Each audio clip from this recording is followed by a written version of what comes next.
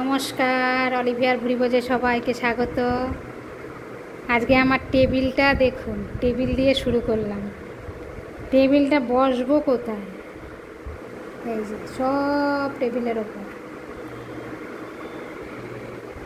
এই যে নাড়ু, মোয়া, মুরকি, খই, এই যে বাদাম, ঝুড়ি ভাজা, চানাচুর, নিমকি,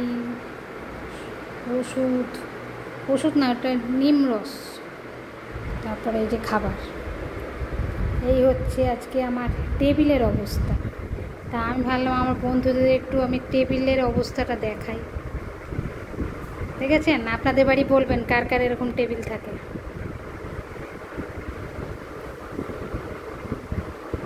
কী অবস্থা টেবিলের!